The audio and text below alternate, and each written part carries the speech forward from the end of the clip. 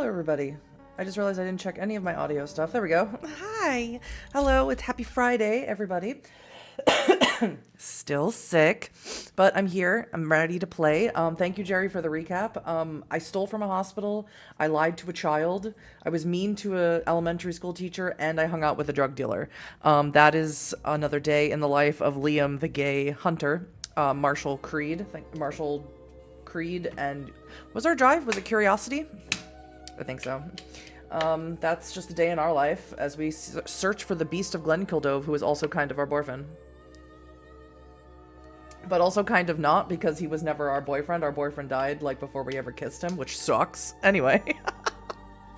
Whatever. So this is chapter 4, The Blooding. I also have some spooky music playing in the background because I thought it was fitting to go with my spooky shirt that I'm wearing, which is a Halloween shirt that I still wear even though it's February. There is no beast which runneth faster than a wolf. When he is hunted with hounds, he flieth not far before him. He keepeth the covert like the bear and the boar, and especially the beaten ways within. Night is the usual time of his preying, though hunger will force him to hunt by day. He is more subtle and crafty than the fox or any other beast. When he is hunted, he will take all his advantages, but keep himself in breath and force always. Nicholas Cox, The Gentleman's Recreation. Ooh. That's right. So sorry. That's right. When we ended, we came back to our aunt's B&B or whatever it is, and Claudia and Daniel were there. That's quite a story, Daniel says. He is lounging, eyes half closed, in the window seat of Mare's sitting room. Mare herself has taken Nyam out for a walk. I don't know how to say this right. I still don't. I should have looked it up. I believe it, though, Claudia puts in. She is leaning against the wall alongside him, arms folded. And I'm impressed by how much you've put together, she adds. Kitty, who has come over to the Wolf's Head to join this meeting, sits at the table. It appears that Claudia received your email in Athens, where she was working on a story. Was she working on a story from Sins of the Sires, which takes place in Athens? I sure hope so. I like the idea of cahoots being a thing that will be like in every Choice of Games World of Darkness game going forward. That would make me very happy. She booked a flight back to Dublin and met up with Daniel, who drove them both down to Wicklow. You have told him everything that happened since you got Cormac's message and of how you came to realize the truth about Simon's death. Kitty supplies a few details here and there, such as your trip to see Amy and Amy's theory that the beast is actually a pack of hunting hounds of the Danann, the elder race which supposedly once ruled the British Isles. You update your friends on the decision that you and Kitty made to visit Sister Judith today, which I think is a bad idea. You have also told them of how you tracked the wolves that you saw in the mountains back to Imani Mokrani's land, and of your suspicions that Imani is involved in all of this somehow. Daniel looks at Claudia, cocking his head to one side. You believe it, he says, his tone neutral. Claudia nods. It's a weird, horrible fucking world, Daniel. Believe me, I've been out there. I bet you have, Claudia. I bet you have. I bet you heard about a lot of stuff in Sins of the Sires. A lot of vampire nonsense. Claudia goes on to tell her own story. She'd never believed that Simon's death could have been an animal attack. What made her angry was how desperate her parents seemed to be to accept the incredibly flimsy official story and move on. Like living in a sane, safe world again was more important than the truth about what happened to their son, Claudia says bitterly. That's not fair, Claudia. They were probably thinking of you and what you needed. Claudia grimaces and shakes her head. Unable to tolerate the apathy of her parents and everyone else around her, Claudia left home at the age of 18 and lived a I don't know what this word means, peripatetic life for a few years, living at various times in North America, Africa, the Middle East, and Asia. Those are some of the big continents, yep. Gonna lie, your GA brain went to Athens or... Yeah. I know a couple of people who live in Athens, Georgia. She eventually fell into working for Cahoots after an article she did on the notorious Viper Club shootout in Tucson, Arizona. Tucson, Arizona. Is that a Night Road reference? Someone tell me, because it's been a hot minute since I played Night Road. Hello, Thorfinn, welcome in. And if that is, I will scream. Not really, though, because I can't, because obviously my voice is terrible.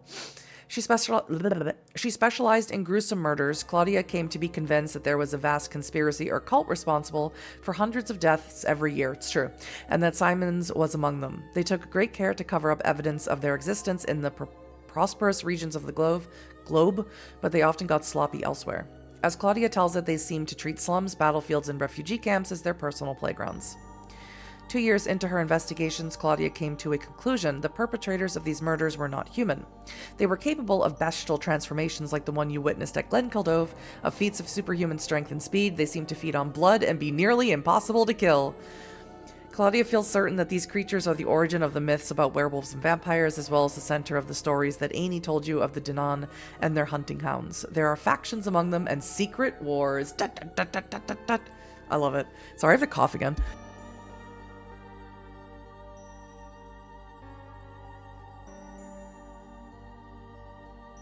This cold has to leave my body. Someday. Claudia has met and exchanged information with others like her, hunters as they tend to call themselves. Oh, she's already a hunter. Nice. Some of them are clearly erratic conspiracy theorists, some are neo-Nazis and fellow travelers trying to promote their own hateful, vapid ideologies. Even when other hunters seem relatively lucid, Claudia has kept her distance. In this paranoid world, no one is to be trusted. She's heard rumors of organizations that exist to study and combat the monsters, but so far none of them have contacted her. Claudia has not yet gone public with her claims. On her podcast, she dances around outright stating the existence of the supernatural, instead relying on hints and innuendo, or letting interview subjects make certain claims on her behalf. She's seen several hunters try to come clean about their findings, only to have their reputations destroyed and their lives ruined by concentrated attacks from the monster's puppets in the media. Ever heard of Annis Keene in Indiana? They had a SWAT team hit her home after she published a book, Autobiography of the Hunter. She shakes her head. It's what they want, she says. I feel like I've read that before. Was that in Book of Hungry Names? A few crazies like Keen... That was Book of Hungry Names, wasn't it? I feel like it was. Speak up from time... Or no, shush. It was in Out for Blood. It was in Out for Blood, wasn't it? It was in Out for Blood. Shut up! A few crazies like Keen speaking up from time to time and getting torn apart in the media is good for them. It makes the whole idea sound more ridiculous to the average person, and it's meant to put the fear of God into other hunters. But me, it gives me hope. Wait, why would it give you hope? It gives me hope because it shows me they're scared of us. There's a reason they don't want to rule us openly. It's because if we ever woke up and united against them, there'd be a war, and it's a war we would win.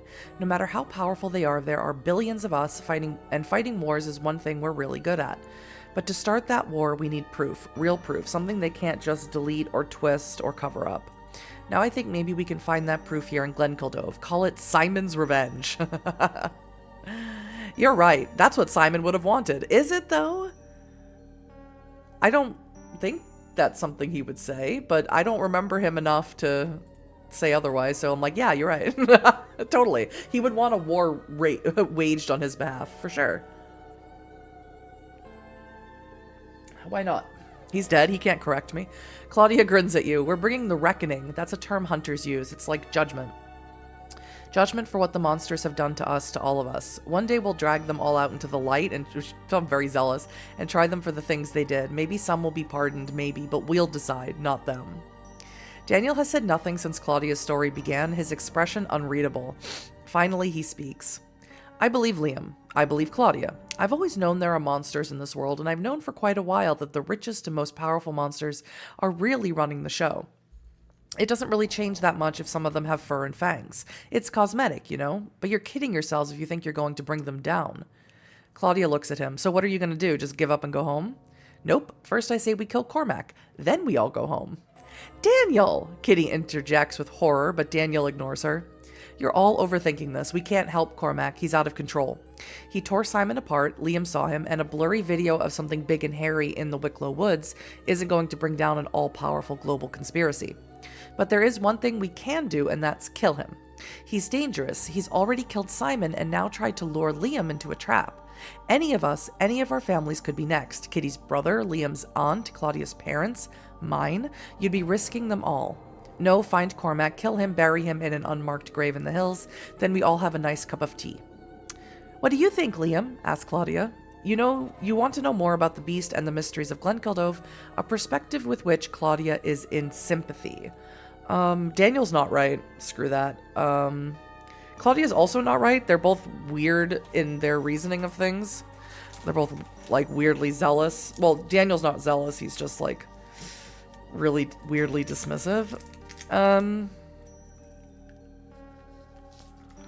We need to learn more. What is... Yeah, because I'm more focused on what Amy said about him, like, not actually... Like, Cormac actually died, and this has nothing to do with Cormac. We need to learn more. What is Cormac? What is the Beast? What is the truth about Glenkildove? We shouldn't act until we know everything we can about what we're facing. Claudia shrugs. I see why you'd say that. I used to think that way too. But you'll never really learn anything they don't want you to know. That's how they get you. Leaving a little trail of crumbs for you, drawing you deeper into the forest. They can lead you wherever they want you to go that way. Although the group does not agree on your ultimate goals, you all know that you have to find Cormac. Daniel and Claudia agree to join you, and Kitty is visiting Father Matt and questioning the mysterious Sister Judith. I don't want to do this. Father Matt will be busy with preparations for Mass at the moment, so you will need to wait until the evening. The others all have arrangements to make so that they can be ready to join you in the hunt. Kitty needs to arrange a substitute teacher for her class at school for the next week. Daniel needs to call Dublin, and Claudia has to finish editing and recording the latest episode of her podcast. You have Sunday afternoon to yourself. How do you spend it? Nice. No. If my injuries kill me, they kill me. I don't care.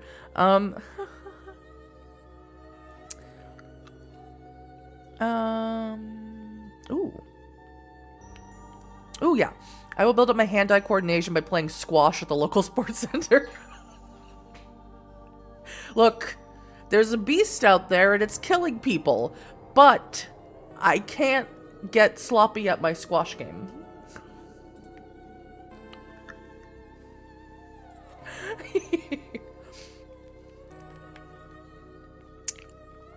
You drive out to the sports center, a corrugated iron building along the road to Wicklow Town, and sign up for a squash game, borrowing a spare racket and gear from one of the other players. 2 hours later, you are sweaty and exhausted after hammering back shot after shot. Back shot! It's a gay innuendo in there. But your reflexes, instincts, and hand-eye coordination feel sharpened and heightened after the intense workout that they received. You shower and change, then drive back to the Wolf's Head as darkness begins to fall. You gather the others together. Daniel and Claudia have booked adjoining rooms at the Wolf's Head, but you need to wait for Kitty. She enters babbling apologies. Sorry, Don Chad rang and I... It's true then, Daniel asks. You're engaged to Don Chad O'Donnell? But you always thought he was a total prick. Well, he's changed now, mumbles Kitty. So he's like 3/4 prick instead of total prick? Kitty mutters something, but she is beginning to look angry. Meanwhile, Claudia is rolling her eyes in exasperation with both of them. Look, we've got things to do. This bickering can wait. I don't care. I don't care. I don't care. Thank you, Claudia says. Jesus, the two of you haven't changed since we were kids. You were constantly in each other's business. It wasn't healthy. Yeah, well, says Daniel, you were in everybody's business all the time back then, but you sure seem healthy and well-adjusted as fuck now, Miss Black Helicopter's true crime conspiracy theorist. Actually, I changed my name to Claudia, Claudia responds deadpan. It's a version of a joke that Simon used to make. My agent thinks it's catchier. The awkward silence between Daniel and Kitty still lingering, you get into the Jeep, with Daniel wordlessly taking shotgun, and drive down to the village. The priest's house next to St. Colm's is an attractive little red brick structure with moss growing on the roof. Father Matt O'Donnell opens the door. He looks as though he has aged more than the 9 years that have passed since you last saw him. His hair is much more gray than red now, and his eyes are sunken and red-rimmed. Liam, he says, I wondered if you were coming to see me, and Daniel, and Claudia, and Kitty, and you were there, and you were there. I actually want to look how injured I am. Oh, God. Oh, I'm very sincere. Hang on. I haven't checked this out yet. I'm very sincere, and I am conciliatory instead of aggressive. That's nice. I'm a little hedonistic. Nice. I'm only half of a hunter, I guess. And I'm half cynist. Half idealist, and I'm more cautious than reckless. I don't know. I think running off into the woods is pretty reckless, but what do I know? Mayor doesn't really like me. That's fine. Cormac likes me a lot. Claudia likes me. Where is my health? My health is on 3, which isn't stellar. My stamina is 5, so my health should be 8, so I'm really hurt. I should really rest, but I'm not going to. Thank you, Claudia says. Jesus, the two of you haven't changed since we were kids. Oh, no, wait, I already read that. What am I doing? Next. Father Matt leads you down a little stone-floored hallway lined with mud-encrusted Wellingtons and hiking boots into a kitchen. Wellingtons are like galoshes, right? Wellies? Is that what that is? A bottle of Jameson sits on the table along with a solitary glass. Can I offer you a drink? Asks Father Matt. In the closer confines of the kitchen, you could smell the whiskey on his breath. I suppose you're all of age now? Claudia shakes her head. We're here to see Sister Judith, Father. We're here to talk about the beast. The priest's face falls. I was afraid you might be, he says huskily. He opens a far door. Sister Judith, Liam Groen, I'm going to say Groen, because I actually don't know how to say this properly, Groen, and the others are here. They want to talk about the beast. You recognize Sister Judith at once, brief though your encounter at the hospital was, and you see the light of recognition in her eyes as well. You, she says, so you did not take my advice. You remained hunting in the dark forest. Well, it all may serve the Lord's will in the end. She addresses Father Matt. Go, take your whiskey somewhere else. I will talk to them. Ooh, boss people around like that, I might fall in love with you. As though completely used to being ordered around this way in his home, Father Matt gathers up his Jameson and glass and leaves by the same door that Sister Judith entered. She waits for him to leave, her expression impassive. A whiskey priest, weak, flabby, full of good intentions, full of compromises, full of doubt. The church is filled with his kind these days. Pray for Ballyavon, having just a man like him to defend it from the darkness. The darkness. Weird thing to say to us. The church has been harboring worse than him in Ireland. Her eyes blaze. That is true, she says. There must be a reckoning. She's the worst. Sister, our friend Amy said you were asking her questions about Simon Fox and Cormac O'Donnell and the Beast of Glenkildove, Kitty puts in. And Liam told us about what you said to him at the hospital. We think you might be able to help us understand what happened to our friend. Sister Judith looks at her silently for a long time. I told Liam that the world is a dark forest. Your friend, Simon Fox, was swallowed by it 8 years ago. So was Cormac O'Donnell in a different and far worse way. He became tainted by sin, lost and gone forever. And he's never coming back. Yes, well, thanks for that little parable. Lots to think about there for sure. Lots of rich imagery, lots of meaningful symbolism, Daniel puts in. But we were hoping for an explanation a little more concrete than the world is a dark forest. Daniel, be quiet, show some respect. No. You described the predators of the dark forest as evil, but predatory animals in our world aren't good or bad. They just are. Aren't werewolves the same? No one mentioned werewolves, but why not say it, I guess? She shakes her head in disgust. No, they are not. Sister Judith lifts up the chain of the pendant hanging around her neck, a cross terminating in a sword blade. Duh. This is the symbol of the Society of St. Leopold, she says. We walk the paths of the dark forest. We hunt through its deepest shadows. We bring light to the dark places, and Glenkildove is a very dark place. According to Sister Judith, a man was killed a week ago in Dublin, the same day on which you got the call from Cormac. The man was a drug dealer, and he was killed outside a homeless shelter in North Dublin. He was ripped apart exactly the same way that Simon Fox was almost 10 years ago. Cormac, breathes Claudia. Sister Judith nods.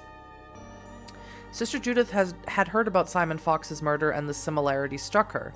By questioning some of the shelter's residents, she was able to get a description of the man who must have carried out the killing, a young red-haired man, a homeless junkie, and occasional resident of the shelter whom some remembered playing the fiddle from time to time and who was from Wicklow by his accent.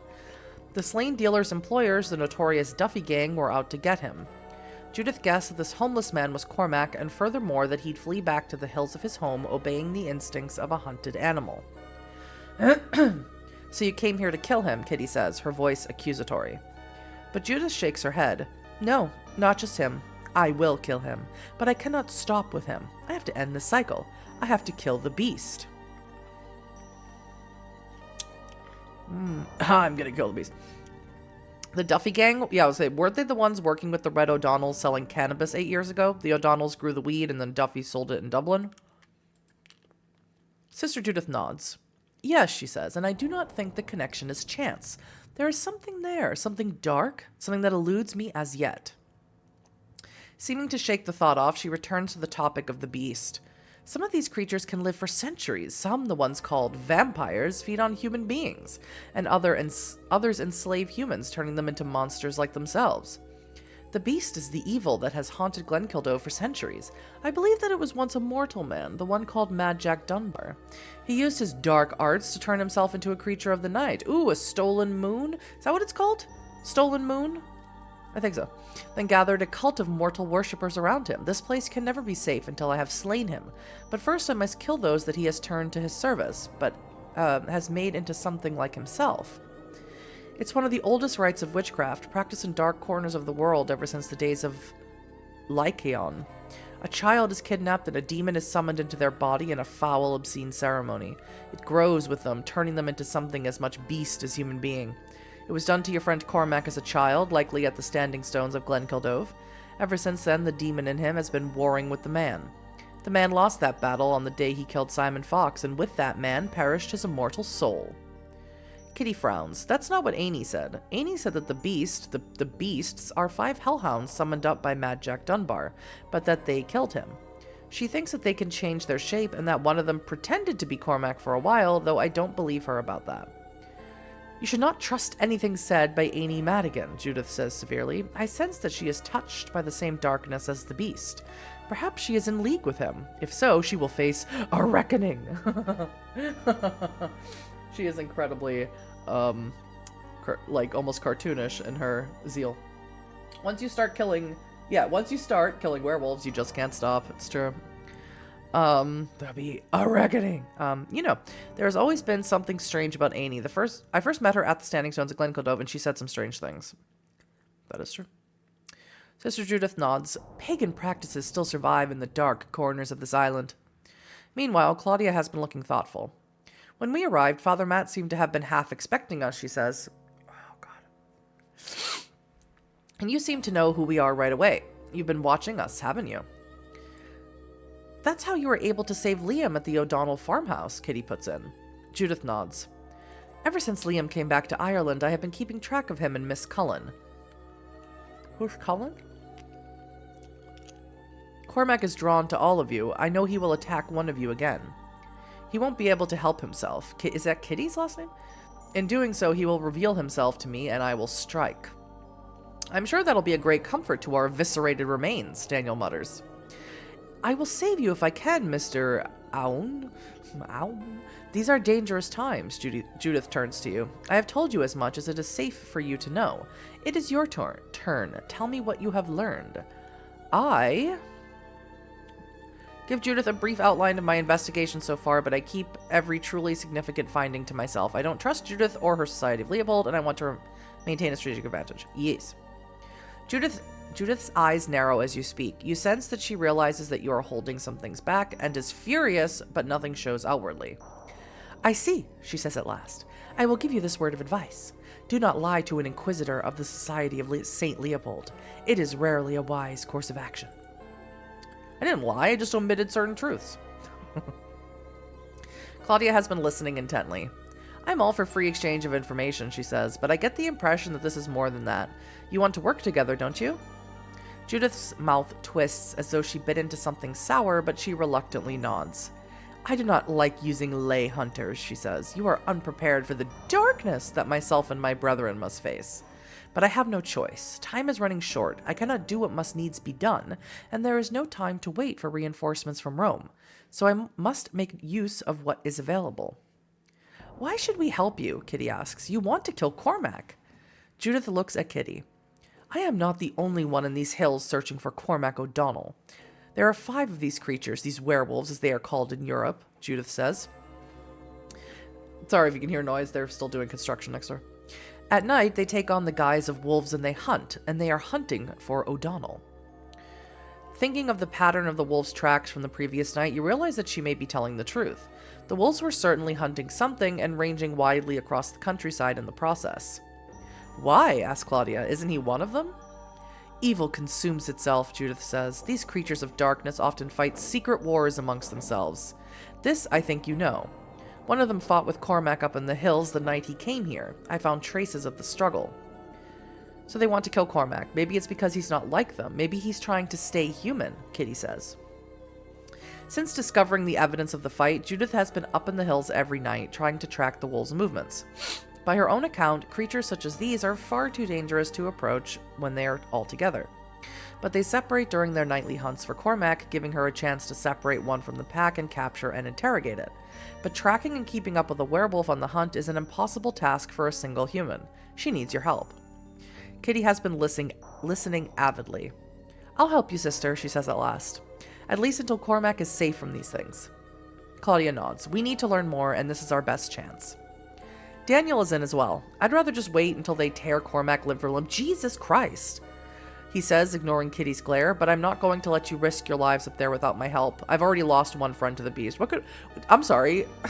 Like, I know Cormac could have been a dick, and I understand that, like, he killed Simon, but if he's, like, you know, a beast, it's almost not his fault. Like, what did Cormac really do to you to make you hate him so much? You agree that you'll meet tomorrow morning at the Stump, the ruins of an old Norman castle that once stood over Ballyavon, and begin searching for the previous night's trail. You head out to the car. Well, Daniel says, if tomorrow we're all going to get torn apart by monsters protecting our friend the nice monster, I for one am going to the pub tonight. Anyone who's going to join me is more than welcome. He's going to die from sarcasm. Claudia shakes her head. Nah, I've got to record a podcast about all this for cahoots. She turns to you. Why don't you come with me? You actually saw Cormac transform when it happened, an eyewitness to a werewolf transformation. And I promised Mare I'd babysit Niam tonight, Kitty puts in. She's going out to the theater in Kilkenny. I'll go to the bar. Let's go to the bar.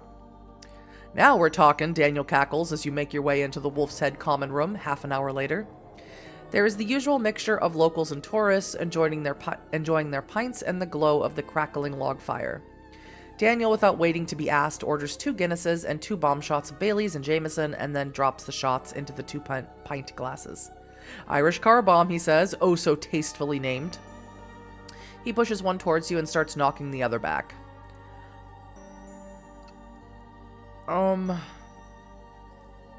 Yep. I'll do exactly the same. I mimic him in draining the cocktail as quickly as I can. Let's get smashed. I played 2 hours of squash today. I'm ready to get smashed. Daniel nods approvingly. He looks around the room. I like drinking here. Fewer people know me. Down in the village, you can't get away from the old one saying, Hey, is that little Danny boy? Sure, how's yourself? Dublin's not much better. A whole city where everybody knows your name and your business. Ireland's just too feckin' small. Sometimes I feel the way Daniel does, but other times I find it reassuring to have people around who know me. Anyway, Daniel adds, what's the point of Ireland without Liam in it? I've missed you as much as Simon.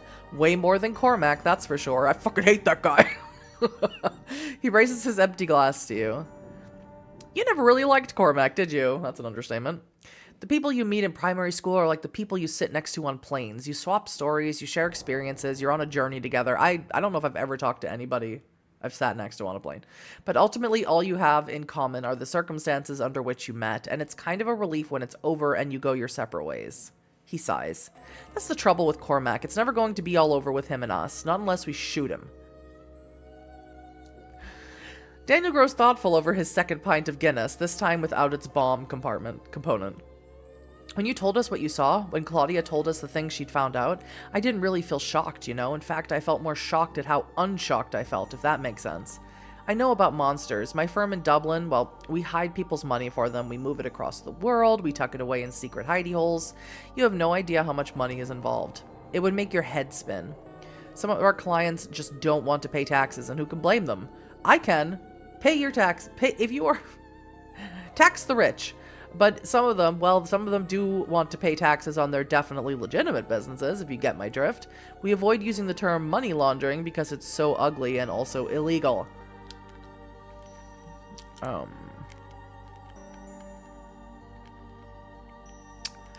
God. Do I really lean into the cynicism? What was my cynicism at? I actually can't remember. I'm like half-half here, so let's lean into more cynicism. I don't care one way or the other. The rich will always find a way to avoid paying their dues, and there will always be people to enable that. So, Daniel continues. We work for some pretty nasty people. Drug cartels, warlords, terrorists. As long as you're ludicrously wealthy, we'll lay out the red carpet for you. But amongst all of our clients, there's only one that really frightens the senior partners, a woman named Luca Corliss. She represents an anonymous client, I think, based in Canada. It's Parliament of Knives. I don't know who that is, but the senior partners are terrified of anything going wrong with that account. Anytime Luca flies into Dublin for a meeting, the order goes out to drop everything and focus slowly on the Corliss funds. She'll meet the senior partners at the end of the day in the executive conference room on the top floor. Yeah, end of the day, I bet. Nobody else. Nobody's even allowed in the building until she's gone, not even the cleaning staff. And let me tell you, the senior partners dread those meetings. They're cynical old bastards used to sitting across the table from mass murdering psychos, but Lucas scares them. I saw one of them vomit in the washroom right before one of those meetings. He was so scared. He takes a sip of Guinness. I have no idea why Luca Corliss or the people she represents are so frightening to them, he concludes. I hope I never find out. Claudia's right. It's a cold, dark world out there. There is silence for a little while after that. Daniel seems to be waiting for you to speak. Ooh, yeah. Ooh, I asked about Daniel's wife. I forgot he was married. He's like the only one, I think. Oh, yeah. She's great. Oh.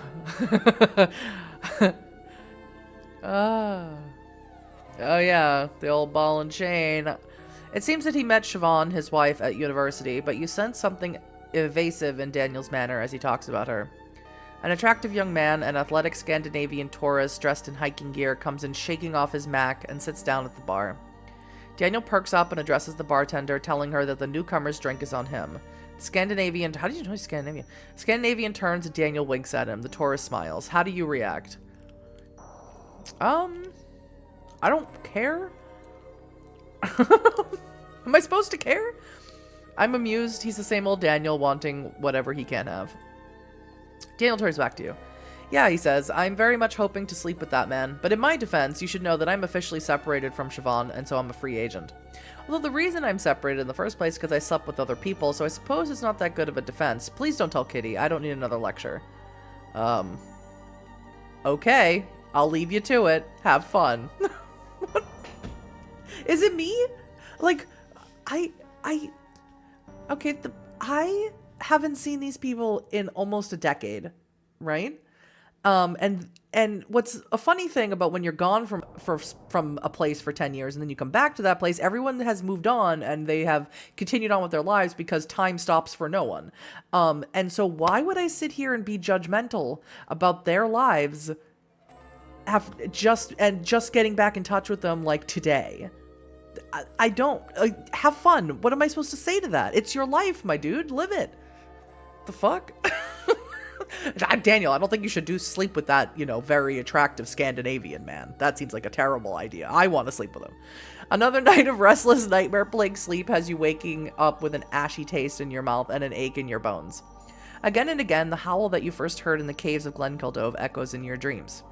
You dream you are running through an endless forest, trying to escape from a creature that seems to be made of darkness and rage. Rage. It is 5 a.m., tiptoeing downstairs to avoid waking Mare and Niam. You make yourself a light breakfast, then head out into the yard to drive out to the stump. When the Normans first came to Ireland, they expanded outwards from their stronghold in Dublin, building a network of castles to secure the territory they claimed. One such castle was built in the hills above Ballyavon to secure the strategic location of its river valley. It was razed during an uprising in the 16th century and never rebuilt. Now it is just the stump, the shattered, overgrown foundations of a once imposing structure surrounded by trees. It is a murky, overcast, and chilly morning. You find the others, all except Sister Judith, gathered by the ruined southern wall. They are dressed for the outdoors, Kitty in a rumpled raincoat and oversized boots, Claudia in aviators and Doc Martens with a green army surplus coat over a crewneck sweater, while Daniel is dressed in an Aran sweater, waxed barber jacket, and lace-up Stacy Glenn leather hiking boots. Like his outfit of the day before, it's a casual look that nevertheless must have cost 4 figures. Despite his impeccable getup, he looks red-eyed and miserable, his hands thrust inside his pockets. What's the matter, Daniel? Kitty asks. You've always been a morning person. Not when I've stuffed a yard of cocaine up my nose with a Swedish hiker the night before, he responds sourly. Listen, he is allowed to live his life. If that's how he chooses to spend his night, that's how he chooses. He's a grown-up, and he must deal with the consequences of such an action. Interesting that you measure your drug intake in Imperial, Claudia comments. I'd have taken you for a metric system person. You look at your friends. It has been so long since you were all together like this. This hunt will be the first test of your ability to work together. You are all coming from different perspectives, different motives, and different levels of commitment to the hunt. A few words might make a significant difference.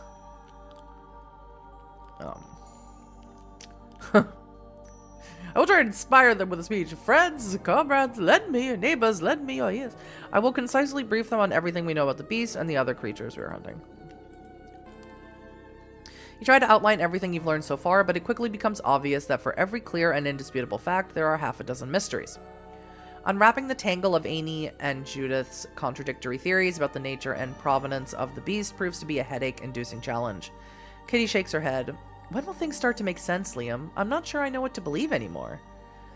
Such is life in the dark forest, child. Faith is the only sure guide. Sister Judith strides out from the shadow of the surrounding trees. She is no longer wearing her habit, but instead is dressed in a camouflage jacket and combat trousers tucked into knee-high jackboots. Over one shoulder is slung a rifle, over the other is a matte black shotgun. Are you sure you've got enough guns there, sister? Daniel asks. She frowns at him. The rifle is a Genya gas projector model 72. It fires tranquilizer syringes, each loaded with enough sedative to knock out a raging bull, she says. Nevertheless, it may not be enough. That is why I have this. She hefts the shotgun. It is a Benelli 12-gauge M104 semi-automatic shotgun. This nun is packing heat. Wasn't aware that kind of firepower was legal for a civilian, says Claudia. I am not a civilian. And as of today, neither of any of you. Oh, Jesus. Since you tracked the pack to the drainage tunnel leading to Imani Mokrani's land, it makes sense to begin the hunt there. You make your way across the hills to where you tracked the wolves to ground on Saturday night, a journey of an hour or so. I wish we could get a better look at the terrain, Judith comments. The enemy may ambush us. I love how the enemies go. Those certain things she says are capitalized. How will you go about beginning the search? Ooh, climb a tree, climb a tree. I will climb a tree to survey the surrounding area and gain a better knowledge of it. Let's climb trees. Yeah. Sorry, I didn't mean to get so excited about that. Looking around, you see a sycamore tree almost 100 feet high. From its upper branches, you'll be able to get an unrivaled view of the surrounding terrain. You get Daniel to give you a boost into the lower branches and begin slowly climbing upwards, hands and feet fumbling for purchase on the mottled bark of the tree. You find yourself thankful now for the prolonged exercise you put yourself through yesterday at the squash court. Yeah! It has limbered you up and readied you for this kind of feat. Oh, see? See, I meant to do that. It's all, I'm totally making decisions of a, like a really strategic decisions I'm making here. And not just because I saw, woo, climb a tree. Woo, play squash. That sounds funny. It is a difficult climb, but at last you pull yourself up into the swaying crown of the sycamore tree. From here, you look out over a truly extraordinary view of the rolling Wicklow Hills, fading green foliage and brown earth shot through with the silver white of waterfalls under a chilly goose-gray autumn sky. Setting its melancholy beauty to one side, you study its detail and commit them to memory as a general might study the salient landmarks of a battlefield. Thanks to binoculars that you brought up with you, carried on a strap around your neck, you are able to study the scene in considerable detail. Once you feel as though you have seen enough, you begin the careful descent. Sister Judith has been scouting ahead and has gathered information of her own. Between the two of you, you are quickly able to identify a wolf trail leading away from the site and can follow it rapidly, confident that no wolves from the pack are waiting in ambush for you. You are in good condition and set a good pace for the rest of the group. By midday, you have emerged from the woods. The trail that you have been following has gone up through the ridge of hills separating Ballyavon from the neighboring valley and is now descending through the foothills dense with bracken and clover, to a compound of timber buildings surrounded by green fields, separated with high whitewashed fences. On the other side, a road leads away. It's Greenwood Stables, says Kitty. They train racehorses. My big brother Seamus works there. Why did it come here? You know of the Greenwood Stables from your time working? Yeah. That's what I picked for my thing in working with horses. As a real life, Huddy loves horses. They have a reputation as reliably producing winners. Sister Judith has been inspecting the ground. This creature comes here a great deal, she says. The tracks that we have been following lie atop older ones, many of them. It must have a lair somewhere here. It will be difficult to proceed without getting caught trespassing on land owned by the stables, so you come up with an alternative plan. Sister Judith is sure that the werewolf you have been following has occupied its hideout near the stables for a matter of months, if not years. The people who work in the stables may have caught sight of it or heard strange sounds at night. Any story or rumor could help locate your quarry's lair. Kitty will go into the stable to visit her brother. You will accompany her and try and learn everything that you can. Meanwhile, Sister Judith, Daniel, and Claudia will each occupy different positions overlooking the stables to make sure that the werewolf doesn't slip away from its hiding place while you are within. Alright, my cough drop. You and Kitty discuss the task at hand as you walk down through the gorse bushes. Gorse? Gorse. Bushes to the stable entrance. According to Kitty, stable hands tend to be closed-mouthed and wary of strangers. Even her brother might not be all that communicative. Things aren't so good between them at the moment. Yeah, well, you're the one taking care of your ailing mother, and he's not, obviously. As you walk into the stable yard, you can see a chestnut stallion being led out of his stall and rearing up, a circle of grooms quickly surrounding him and trying to calm him down. If you could intervene, you might gain the trust of the stable hands. Oh my god. But then again, perhaps you should stay clear. No stable hand would appreciate the interference of an outsider who doesn't know what he's doing, and you have noticed CCTV cameras everywhere, unsurprising given the astronomical value of some of these horses. Perhaps you might be able to pick up some sign of your quarry on one of the cameras if you could gain access to the stable security areas. What will you do? I will. I don't have Animal Ken, right? It's not even listed on here. Not even listed. You know what? So that means I will obviously approach the horse and try and calm it down. Why? Because I want to. Just to see what happens. Shh. Cloudy today, isn't it? The groom looks confused and put out as you move towards the stallion, talking all the while with your hands extended outwards, but you pay them no heed.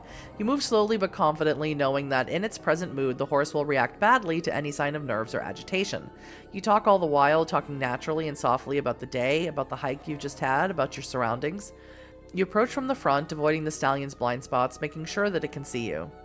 Once you reach the horse, you extend a hand for him to smell. Once he knows your scent, he starts to calm down. You lay a soothing hand on his flanks, glistening as they are with sweat, and his trembling gradually subsides. The horse eventually relaxes, responding to the calm in your voice rather than anything you are saying. I'm the best. Look at me go. I can play squash, I can climb trees, I can calm down horses. I'm such a catch. Who wouldn't want to date me?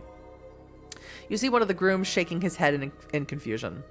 I've never seen someone with a way with horses like that, he mutters. Once the horse has been led off to the gallops, the grooms all press forward, eager to swap stories and learn from somebody of your abilities. Look at me go. The staff working the stables are a diverse group, drawn from all the world.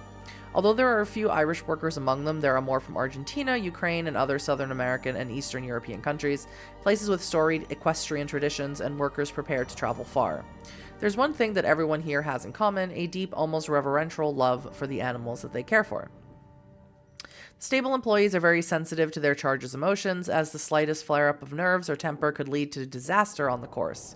And so it has not escaped their attention that lately the horses have been coming back nervous, irritable, and sweating from the all-weather gallops, the exercise area to the south of the stables. One Argentine trainer is convinced that they have all caught the scent of a predator on the breeze around them. A big dog, she says. It must have escaped from some farm, gone feral. Her theory is borne out by stories that others tell of neighboring farmers complaining that lately some of their sheep have been savaged by some wild animal, whom they likewise take to be a wild dog.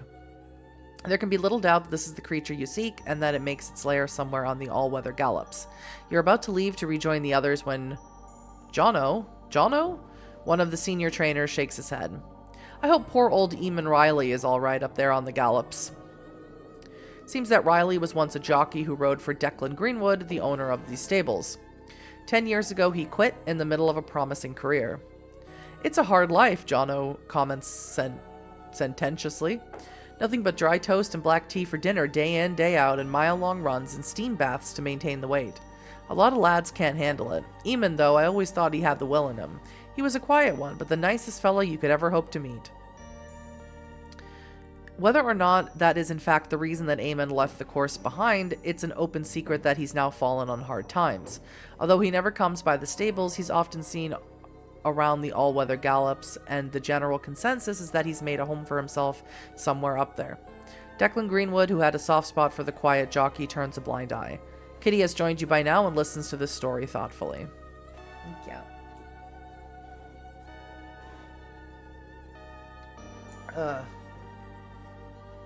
You and Kitty leave the stables together. The moment you pass through the gates, she looks at you. So we now know where it is, she says, where he is. You've come to the same conclusion. There can be little doubt that Eamon Riley must be the werewolf you are looking for. He joins the rest of the pack hunting for Cormac at night and comes back here or to some other hideout in the Wicklow Mountains to sleep during the day. I didn't really think of him that way when we were following his trail, says Kitty. You know, as a person with a name and a life and people who knew him and loved him like Cormac. I just thought of him as one of those things chasing Cormac. Sister Judith thinks they're all evil, but the way Jono described him, he doesn't sound evil. Just a man who had his life fall apart because of this thing that happened to him. Maybe he is, maybe he isn't. We still know so little, and there's only one way to find out more.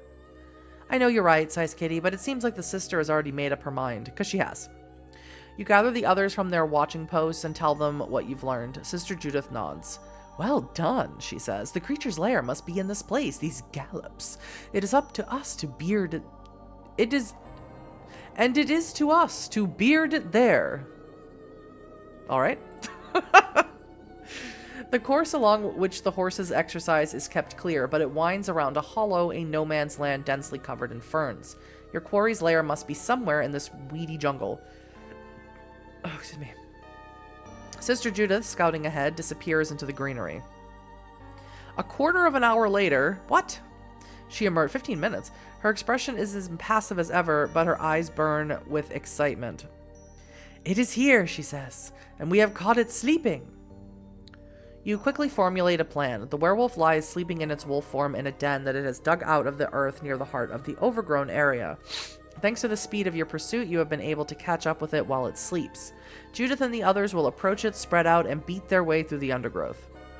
Wakened from its sleep and under fire from the sister's shotgun, Judith believes that it will be too confused and exhausted to take on its monstrous beastman form. Instead, its animal instincts will take over. God, my nose is so itchy. Due to its present form, and it will flee in the only direction that the hunters have left for it. You'll be waiting with Judith's tranquilizer rifle for it to emerge outside the hollow. At point-blank range, it will be near impossible shot to miss. Once it has been rendered unconscious, Judith will take charge of the animal and bring it to a society safe house in Dublin, a place designed to hold such monsters. Once it has returned to its human form, she will interrogate it. What will you do after you've got everything you need from it? Asks Claudia. Judith looks at her. There can be no quarter in the war against Satan's children, is all she says. This seems like a good person to have with us. A little while later, you watch from a prone position on the grass as the others spread out around the hollow and push their way in through the weeds.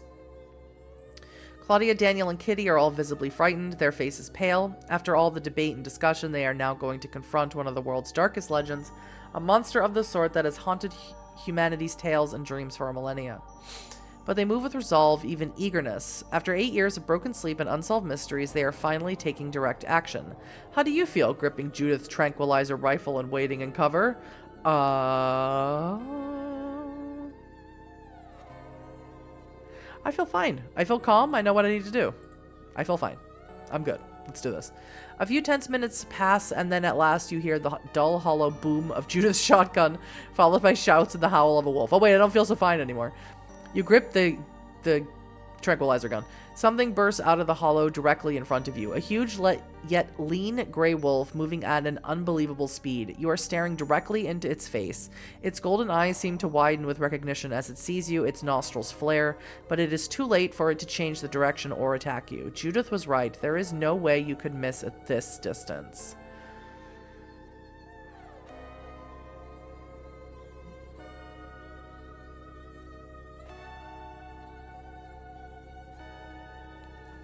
Alright. I shoot the werewolf with the tranquilizer rifle. I need the information the Inquisitor can get out of this thing. I shoot the werewolf with the tranquilizer rifle. If I don't, this thing will tear my throat out. I lift my hands off the rifle and raise them in the air, hoping the werewolf is still human enough to understand that I pose no threat and am allowing it to flee. Why would I do this last one? I have to know. Why would I do this last one?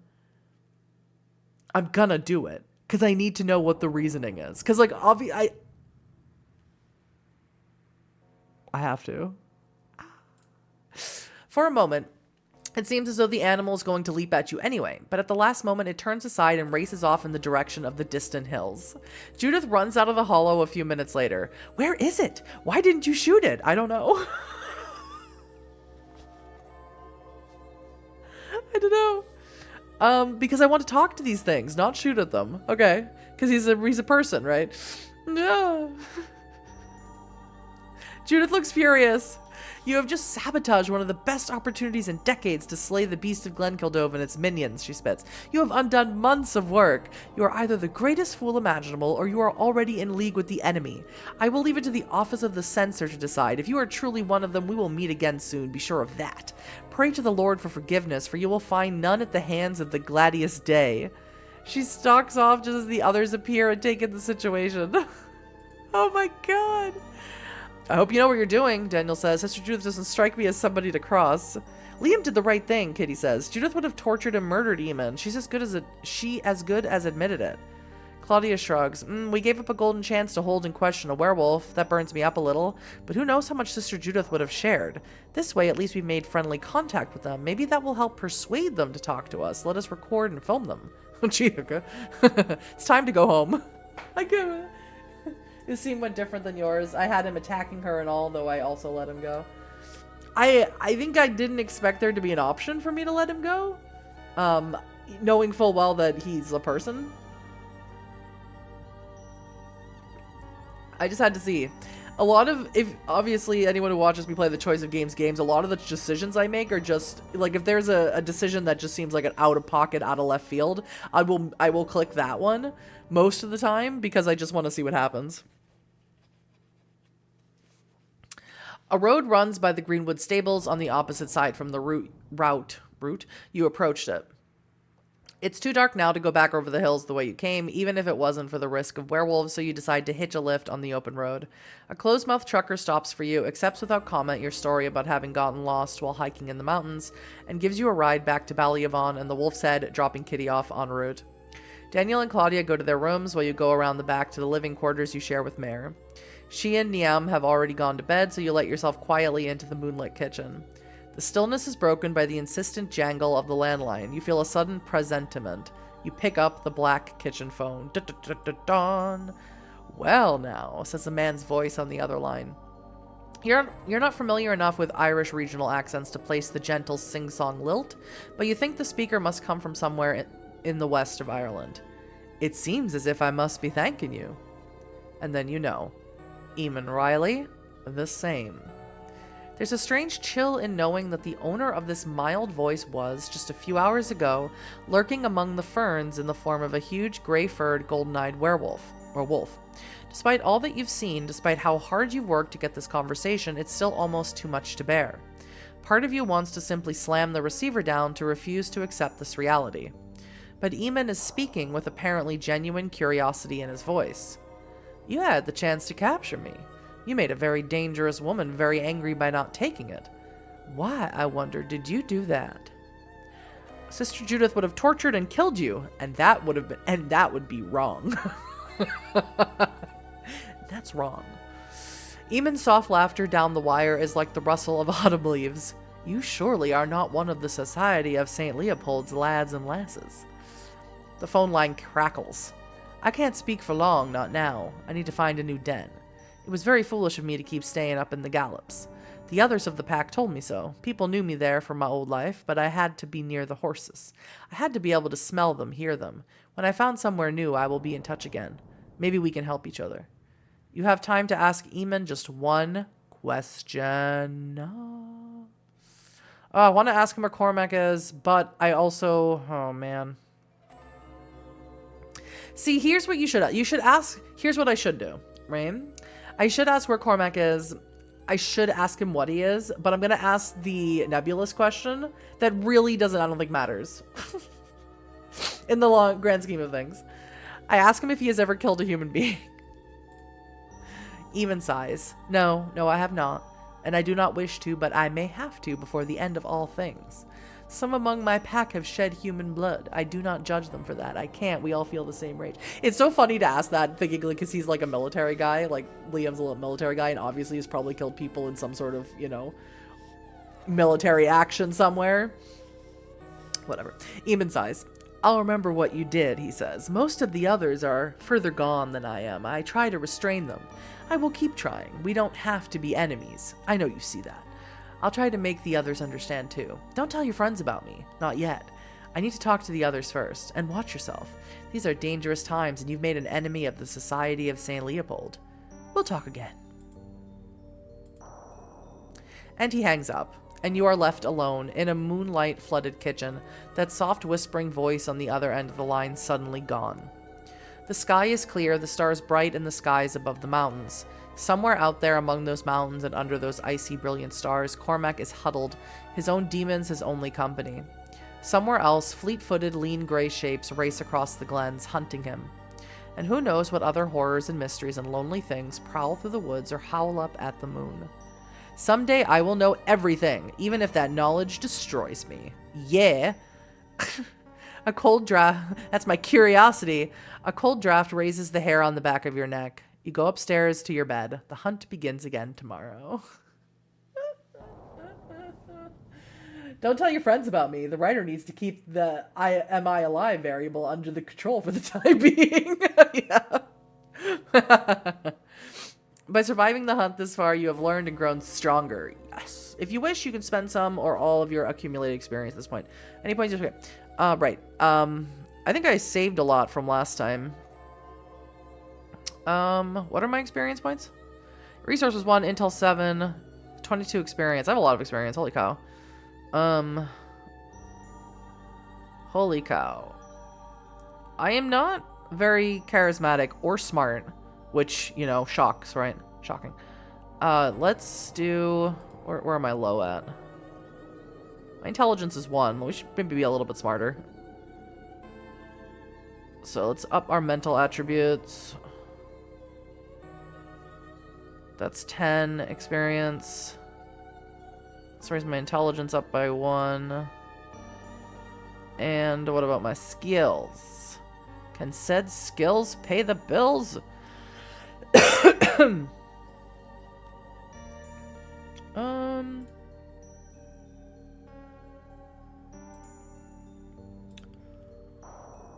No. Yeah, I'm just whoopsies. I'm just not that smart. So those are my mental skills. Oh god, I should really raise my awareness, huh?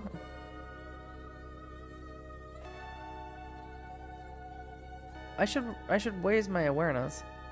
It's my physical skills.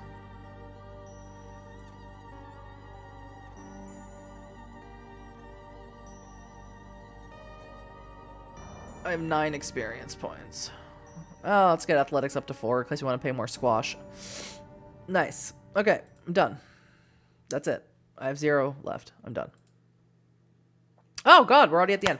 All right, that was quick. Holy cow. All right, so that's where we're gonna stop until next week, which is probably good because again, I'm still sick. We're going on 3 weeks, baby, still being sick. This is the best flu I've ever had. My favorite. Yeah, so we'll be back next week. I'm really enjoying this. It's a much different vibe than the other Book of Hungry Names, and what was the one that came before? Sins of the Sires. It's much different vibes than those 2 books, but I'm really enjoying this. I like how fast paced it is. I guess I felt with Book of Hungry Names there was certain lulls here and there. Not that I didn't freaking love it, but there were certain lulls of things going on. Like there was, you know, because like we would go to work and, you know, there'd be like sort of little social things in between. But this is moving very fast, and I think it lends itself to the idea that Hunter is, you know, like Hunter is not designed as a game to be like a long-running chronicle, right? Because like you're very likely to die because you're just a human, you know, to going up against supernaturals. And I like that it's giving me that. It's interesting because the beginning of it was very slow. Like what's in the demo and what's in the first couple is very slow moving. But once you get into the meat of it, once by like chapter 3, we're moving, baby. We're moving fast. I'm really enjoying it. This one's on the shorter side. Yeah. Well, that makes me sad, Jerry. I want all my choice of games to last forever because they're so much fun. But yeah, I'll see everybody next week. Have an awesome weekend and stay safe out there. You never know. Might be a beast in your woods. Bye, everybody.